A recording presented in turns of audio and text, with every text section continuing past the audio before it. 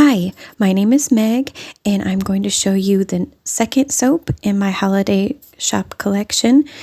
And it is inspired by glass marbles, which I love, and it's been a traditional gift to put in stockings. So this year I brought it back. I had made it last year. And as I show you how I made it, I'm going to tell you some interesting facts about marbles. So no one really knows when the game of marbles began or when the first marble was made, but it's probably fair to say that in one form or another they have been around for almost as long as mankind. Archaeologists have found game boards and playing pieces in the earliest excavated graves in Egypt and the Middle East, and in most other parts of the world. Little white marbles and round pebbles were found in Austria in caves inhabited by our Paleolithic ancestors. They were not made of local stone, so had obviously been imported.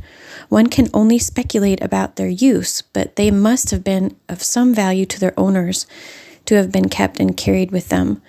Stone balls and pillars to form an arch were found in a child's grave in Egypt, which was dated around 4000 BC. The Romans took this popular form of entertainment with them to all parts of their empire. Children playing marbles appeared in Roman murals in Bath, England. Clay marbles have been found in a settlement near the Roman culture in northwestern India, dating from the 2nd century AD. They were played all throughout Europe. There are mentions of the game in Shakespeare. The Czech and educationalist Johann Kaminsky talks about them in his book of 1658, and they are seen in paintings from that time period as well. By the middle of the 19th century, German glassblowers had invented a tool to cut marble canes more easily. These specially adapted shears meant that the production became quick enough to make the sale of glass marbles for the public. These marbles became increasingly popular throughout Europe and America. An enormous variety of colors were used and intricate patterns were created within the glass. And then up to modern times, these days marbles are made from all sorts of materials, but glass remains by far the most popular. Glass lends itself to both hand and machine production.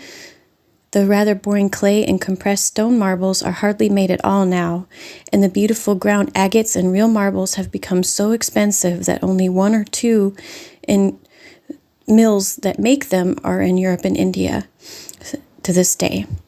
A marble made of pure ground marble or other suitable stone is highly prized and regarded as being the most accurate for shooting, but the most beautiful marbles are the most sought after for collectors are the best handmade glass marbles. And so now I want to tell you some fun marble terminology in case you've never played marbles. The terms knuckle down is the position adopted at the start line of the beginning of a match. You begin with your knuckle against the ground. Quitsies allows an opponent to stop the game without consequence. You can either have quitsies, the ability to quit, or no quitsies. Keepsies, or for keeps, and that just means the player keeps all the marbles and he or she wins. Elephant stomps. When it's called, it allows a player to stomp his or her marble level with the ground surface, making it very difficult for other players to hit the marble. Bombies, when that's called, it allows a player to take 1 or 2 steps while holding his or her marble and normally closing one eye, and will line up over one of the opponent's marbles and drop the marble trying to hit the marble on the ground.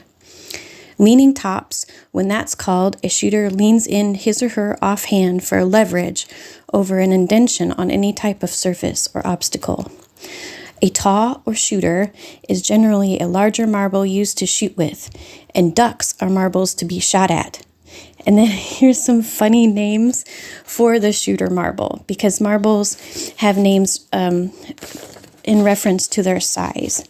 So any marble larger than the majority, which is used as a shooter, may be termed a boulder, bonker, masher, plumper, popper, shooter, thumper, smasher, taw, bumbo, crock, bamboozler, bowler, tonk, trunk, godfather, tomboler, forer, giant, dauber, daubert, or biggie.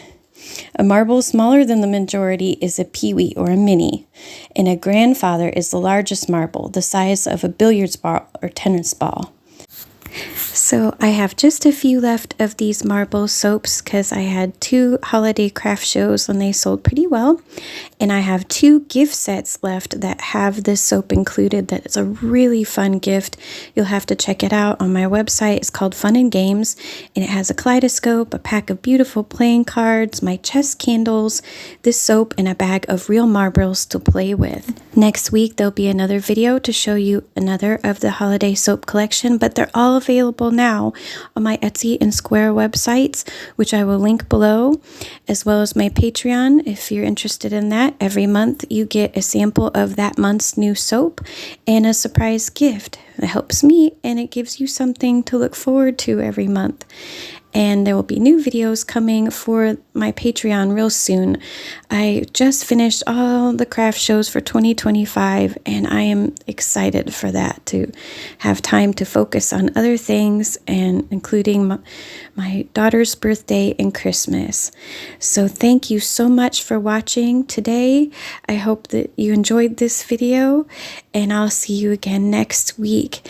Happy holidays.